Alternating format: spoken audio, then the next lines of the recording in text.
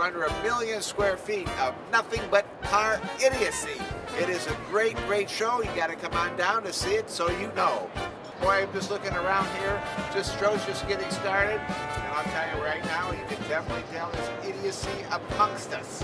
The beautiful passion, the obsession, the wonderful creations of art on these vehicles is just unbelievable.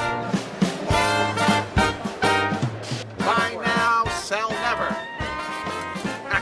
But this is really a great show. This is about, what, 8 years now? We started the piston-powered Auto-Rama in 2013, so that would be, what, 7 years now, right? Okay, that was a good Something guess. like that, right? Yeah, close. Hi, I'm Golias, Chief Car Idiot, and welcome to the 2018 Summit Racing Equipment IX Piston-Powered Auto-Rama.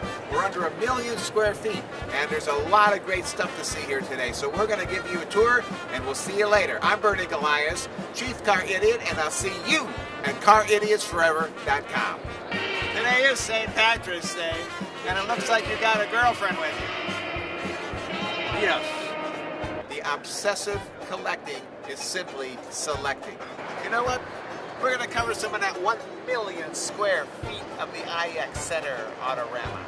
Let's go check out some of the cars.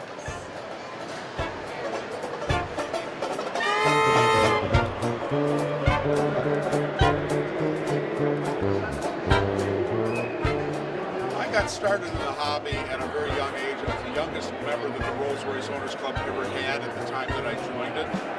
Since then, a lot of people have come in younger than me, but I got my first Rolls-Royce at age 18. By 20, I had two.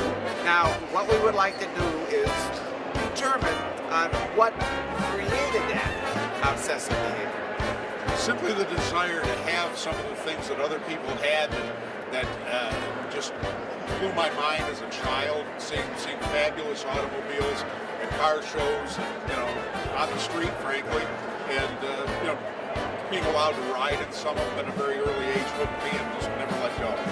Being able to express your idiocy to everybody out there, because they need to hear your passion. And this is about, again, idiocy here is not a derogatory term. It's badge of honor. There you go. It's a badge of honor. It's a term of endearment. And we want everybody to understand that they need to admit that they are obsessed with this wonderful hobby. And they should go out and say that they are car idiots forever. I'm going to go get a tattoo that says "Car Idiot Forever." It's just the way to do it.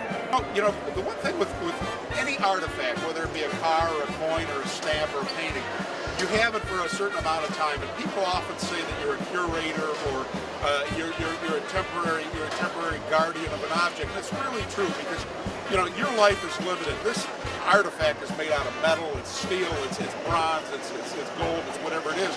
And the thing is, you're only going to have it for so long. And your job as the curator of it is to maintain it in as best a quality as you can and give it the ultimate preservation that you can, so that the next person can have it in 150, 200 years from now. Somebody will be able to pick that thing up and say that it's existed all this time and it hasn't been damaged by the idiot that had it before you.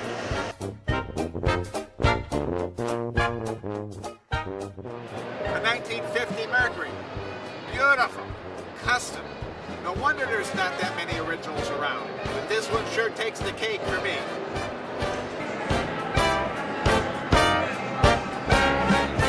If I was driving this down Route 66, I would surely get my kicks. Could this be what Jimi Hendrix envisioned what it would be like 10 years later when he wrote Purple Haze?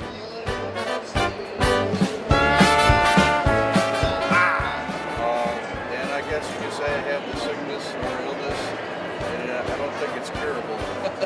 And I've had it probably since I was a little kid, from being in the backseat of my dad's 53 Oldsmobile, looking out packing on the package train, and the smell of the old cars, that thing's been inside me ever since. You are considered a car idiot forever. You wear that badge of honor. Well, thank you very much. I'm glad to wear that badge. What a nice pair of 31s we got here. Boy, I like to have these two screws. What a nice 49 Cadillac. Harley Earl never envisioned this one. And he was pretty damn good. The next 32 Ford, I'll take a couple of them myself. The racing is really your core of obsessive behavior. Oh yes, that and Redline Radio is my core too, because not only with Redline and racing, man, it's a dream come true to even own that and to be here in front of all these people here at the Piston Power Show. This is my third year, 2 years with the previous station, my first year with this. Check us out, man, redlineradiolllc.com. I am a car idiot. I've turned a few laps, done a lot of stupid stuff on the racetrack, so yeah, I'm a car idiot. Okay, well, car idiot is not stupid. That is a badge of honor. That is the most esteemed position to be as a car idiot. Oh, it is. This doesn't look like the 57 Chevy my neighbor owned. Was it last year he decided to get a new car? Yes. Without me knowing. Okay. So I found a car registration in his truck when I went to go get my sunglasses. And he decided that he wanted to hide it from me. So I picked it up like this. I go, what is this? It's a registration for Mercedes. He goes, oh, we'll talk about it later. So later came, I couldn't wait to ask him what happened. He goes, well, this is what happened. I got this really good deal on this Mercedes two-seater, what is it? She's talking to her husband that is hiding right now. He better hide. He should have hid me when I got home. So he got this little convertible. It is a cute car, but I didn't see it. He had it hidden for about 6 months. And I asked him, when did you get it and how much was it? Well, he goes, first of all, this car was worth $200,000, but I just paid $22,000 for it. I go, what? And how did you pay for that car? He goes, I wrote a check. I go, you wrote a check. A check. You wrote a check for $22,000. Right. And I said, and all I wanted was a new bathroom in the house. And you said, I guess you're getting your new bathroom. He knew better. So I got the new bathroom. He finally took his car out of storage so I can see it. And everything's good. But I just about killed him. I just about killed him. I am Miriam, a car idiot forever, married to a car idiot forever. We're not even a tenth of the way through this 1,000,000 square feet. We got a lot to cover. It is so neat. Let's go!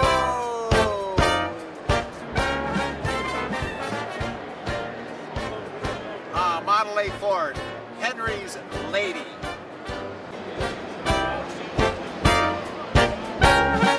Yeah, we've been walking for over a mile and we're still got a long way to go. Whoa! And we have a really unique, an icon actually, from Cleveland, Ohio, who played with the Cleveland Browns during the Cardiac Kid years, if you can remember that far back.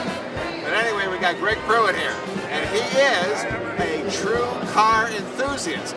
So Greg, why don't you tell us a little bit about what you are interested in, and tell us why you have this passion, this desire, this interest for cars. Well, I'm a Chevy guy, first of all, and I got hooked on Chevys at a very young age. Guys used to race in my neighborhood, and I remember 1966 Super Sport 396, and they raced for girls. Guy came up, had 2 nice-looking girls in the car. The guy didn't have any money. He said, well, let's race for the girls. And they raced down away from us, and when they came back, the girls was in a different car. They was in that Chevy, and I was hooked on Chevys ever since. So do you feel that you could be considered a car idiot forever? I am a car idiot forever. Well, congratulations. All right. Congratulations. Thank you so much. Go Brown. Go Brown.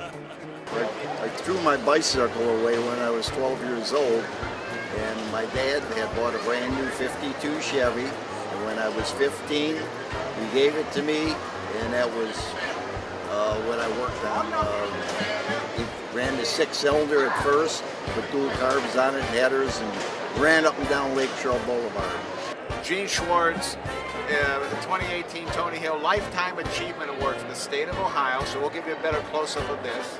And I know we're being just handed this out. This is all live, you know. So we'll show you this a little bit later. That's an excellent award. And then he just received this from the city of Cleveland, a proclamation to Gene Schwartz in recognition of lifetime achievement.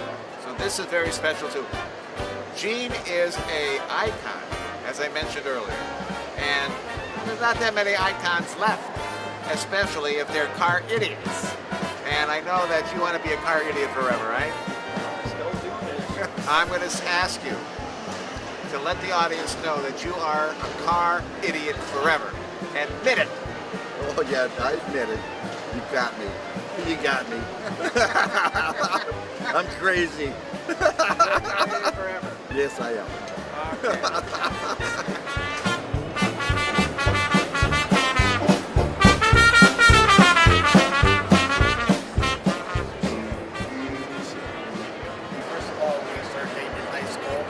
I wasn't much of a car person, but she was. Pam, you don't have to worry about where his money goes because you basically are, it seems like you control what you want to buy and you buy your own because if he doesn't buy it, you buy it. So let's hear a little bit about that obsessive behavior and the thrill, the excitement that you have when you bring the baby home. Well, I don't know. We just, we'll see things on other cars that we like so much and we'll say, hey, we can buy that, we can do that. And, you know, a supercharger on the Challenger and, you know, just, we see something, we say, okay, we can do this. You know, our daughter is furious. I would have furious. She'll say, how's the old money pit? That's what she calls the Pruitt. So we just, you know, play. I think this alone is a good reason to qualify you more than ever. The extreme degree of car idiocy forever. And admitting it and sharing that story is part of the passion. And we do appreciate you sharing your story. So, you know, admit it to the audience that you are car idiots forever. We are. We are We car are. idiots forever. And our kids will tell you we are.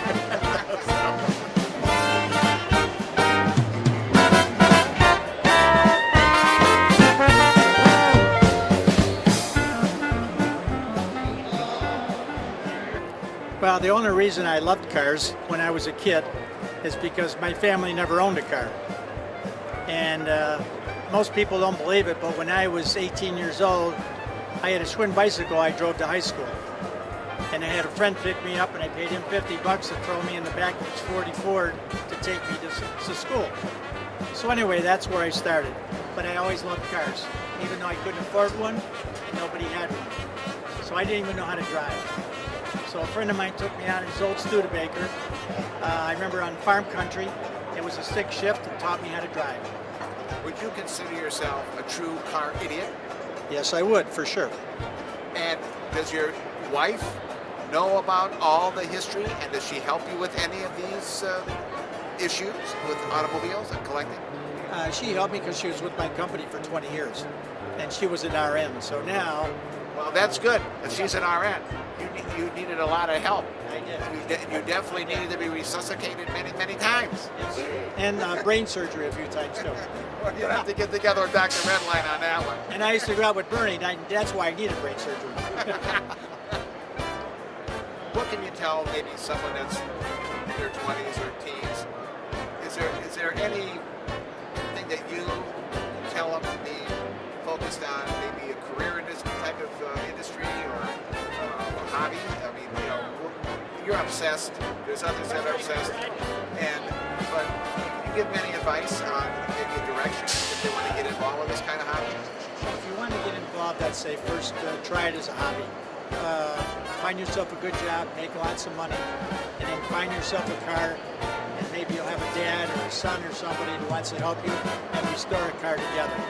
And sort of learn how to do things on your own, do as much as you can yourself, but make it a family project, and that would be fun.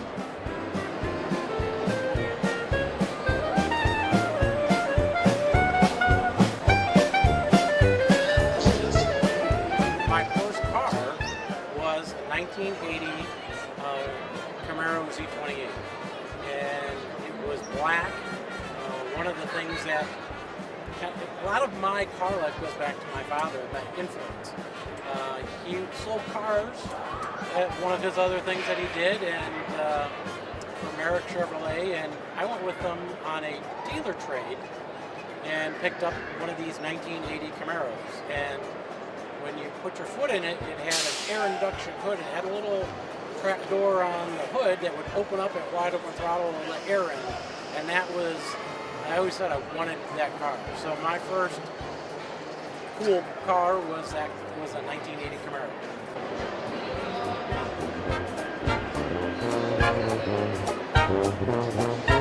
We have a guest that just came in today, and her name is Lorraine, and she is the mother of Dr. Redline. He is the greatest of all greatest of any kind of engines that you can think of. He can take everything apart, put it together. He did this as a 2-year-old. Like that was very fast. You think the people here are fast putting engines together? Forget it. He was exceptionally fast. He just zipped along. Well, you know, he became a very famous psych auto analyst, and I think we have a degree here which he went to the Nutton House University, which I think is a really prestigious school, and he became a psych auto analyst. So he was very, very good at what he did. He would look at people and study the people, and he would tell me all about that person. Even though he didn't know them, he was able to tell me all about that person. He was exceptionally smart. He was like a psychic. Very, very smart. Lorraine, I do have to ask you, I know that you're very proud of your son, and I know that he's quite a brilliant man. He's been doing it for a long time. But there's a lot of people out there that think he's a whack job. Now, could you sort of defend him and let us know, you know, an alternative thought about your son, Dr. Redline? Because, you know, obviously it's a little biased since you're his mother, but he has helped out a lot of people. Tell us what your thoughts are when people think that he's really a goofy guy. Well, they should look at themselves. What are they doing? Putting their cars into the living rooms, into their bedrooms. They are doing all these crazy things. And they think my son's wacko? Oh.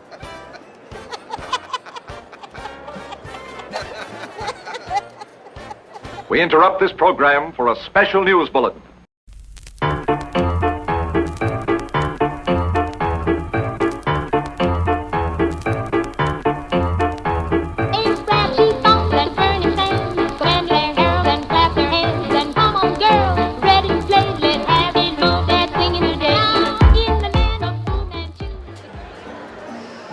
Hi, I'm Dr. Redline, and I'm what you would call a professional. I am a psych auto analyst. But let me introduce my patient. Hi, I'm Roy. I'm a car idiot. My collecting problem started years ago. When I was a kid, I was so poor I had to ride in other people's Rolls Royces. Oh my God. It was terrible. I envied other people. I desired what they had. I had to get it for myself. So I did. So that is the basis for why you collect cars? It was the start, but it got worse. One after another, problem after problem, storage problem after storage problem, restoration after restoration, trouble, trouble, trouble. What we want to do is help you realize that you need to simply add on. Well, Doctor, when I ran out of space at home, I got friends with barns. I developed friendships across the state. I've got my material in everybody else's house, everybody else's facilities but my own. My own is, up to capacity at this point, but other people are now enjoying my collection because of my obsessiveness.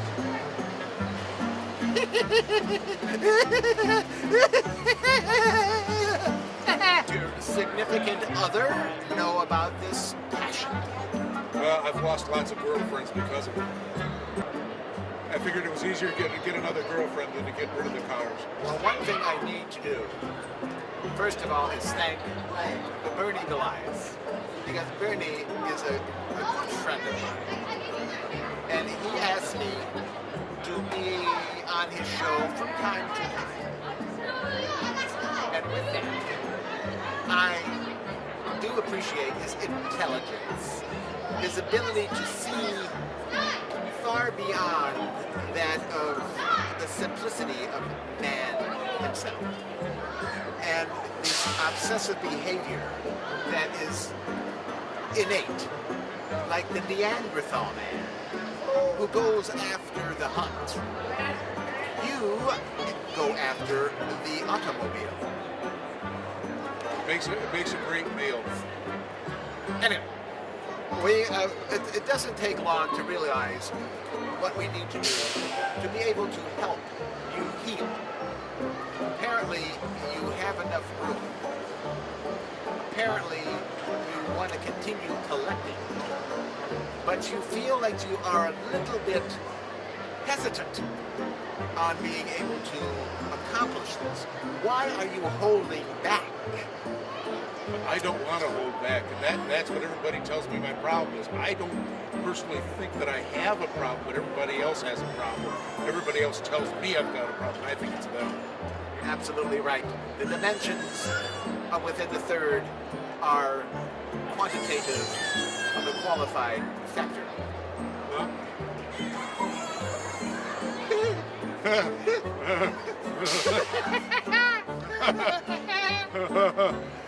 Well, I believe we have this patient healed, and he will be going out now to purchase this vehicle without any hesitation. I'm Dr. Redline, and I can help you. I really can.